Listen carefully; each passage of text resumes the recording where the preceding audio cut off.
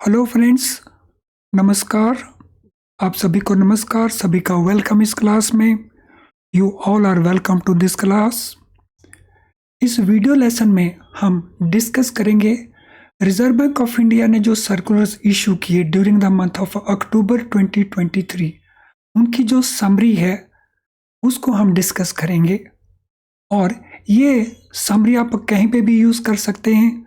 General bankers अपने लिए, customers अपने लिए, सीआईबी एग्ज़ाम देने वाले, प्रमोशन एग्ज़ाम देने वाले, जेआईबी का एग्ज़ाम देने वाले या पब्लिक का कोई भी पर्सन इन सर्कुलर्स के बारे में जानकारी ले सकता है।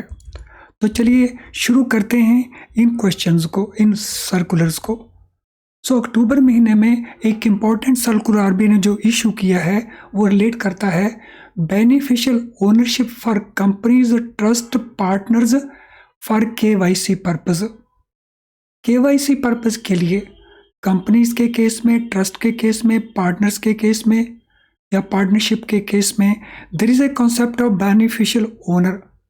तो बेनिफिशियल पर्सन हम ओनर उन लोगों को कहते हैं जो किसी भी कंपनी के अंदर, ट्रस्ट के अंदर या पार्टनर्स के अंदर 10% या उससे ज़्यादा शेयर या कैपिटल होल्ड करते हैं। तो अगर कोई पर्सन किसी कंपनी में शेयर होल्डर है, उसके पास 10% से ज़्यादा कैपिटल का पार्ट है, या ट्रस्ट में उसका इंटरेस्ट है मोर देन 10%, या पार्टनरशिप में वो पार्टनर उसका कैपिटल या शेयर ऑफ प्रॉफिट 10% से ज़्यादा है, तो उन सभी को हम कहेंगे बेनिफिशियल ओनर। इससे पहले कंपनीज के लिए, ट्रस्ट के लिए, पार्टनरशिप के लिए तो this rate use to be different. तो अभी सभी के लिए ये कॉमन कर दिया है रिजर्व बैंक ऑफ इंडिया के सर्कुलर 17 अक्टूबर 2023। और उससे पहले एक सर्कुलर जो आया था, gold loan bullet repayment primary urban cooperative banks. तो ये circular primary urban cooperative banks के लिए है। अगर आप प्राइमरी अर्बन कोऑपरेटिव बैंकों में काम कर रहे हैं या उनके आप कस्टमर्स हैं, आप अगर उनसे लोन लेना चाहते हैं गोल्ड के अगेंस्ट, तो ये बुलेट रीपेमेंट लोन है। तो बुलेट रीपेमेंट लोन हम उन लोन्स को कहते हैं जो कस्टमर इंस्टॉलमेंट्स में नहीं, एक ही बार में पे कर देता है। तो इसमें क्या चेंजेस आई है?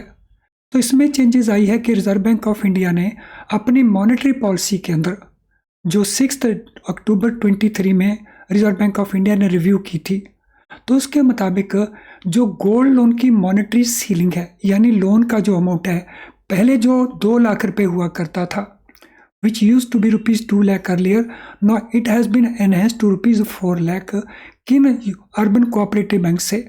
तो ये सभी अर्बन कोऑपरेटिव बैंकों के लिए नहीं है, ये उन अर्बन कोऑपरेटिव बैंकों के लिए है जिन्होंने 31 मार्च 23 को अपने प्रायोरिटी सेक्टर लैंडिंग के टारगेट्स को और अपने सब टारगेट्स को अचीव कर लिया था। यानी उन बैंकों को ये एक एडिशनल इंसेंटिव दिया गया है by Reserve Bank of India कि आप अपने टारगेट को पूरा करिए और ज़्यादा गोल्ड लोन प्रोवाइड करिए, जो कि मोस्ट सिक्योर्ड लोन्स रहते हैं। Review of instructions on bulk deposit for RRBs. Friend, regional rural banks में जो बल्क डिपॉजिट का डेफिनेशन है, तो उसमें चेंज किया गया है। जो एग्जिस्टिंग डेफिनेशन था रिजर्व बैंक ऑफ इंडिया के मुताबिक बल्क डिपॉजिट, उसका मीनिंग था single term deposit ₹2 crore and above. ये शेड्यूल बैंकों के लिए है जिसमें आरआरबी एक्सक्लूड रहते हैं, और स्मॉल बैंक्स के लिए है। तो ये गाइडलाइन था हमारा शेड्यूल्ड बैंकों के लिए और स्मॉल फिनांस बैंक्स के लिए। आरआरबी के केस में ये चेंज क्या है? आरआरबी के केस में जो सिंगल रुपी टर्म डिपॉजिट है वो 15 लाख एंड अबव का है एग्जिस्टिंग गाइडलाइन के मुताबिक। अब आरआरबी के केस में ये चेंज क्या किया गया है? रिजर्व बैंक ऑफ इंडिया ने 26 अक्टूबर को ये सर्कुलर इशू किया और उसके मुताबिक ये जो 15 लाख का अमाउंट था, अब इसको एनहेंस करके कर दिया है ₹1 करोड़ एंड अबव। एक इम्पॉर्टेंट चेंज है। ये इम्पॉर्टेंट चेंज हमें सीआईबी, प्रमोशन, जेआईबी एग्ज़ाम या दूसरे किसी भी एग्ज़ाम के अंदर काम आ सकती है।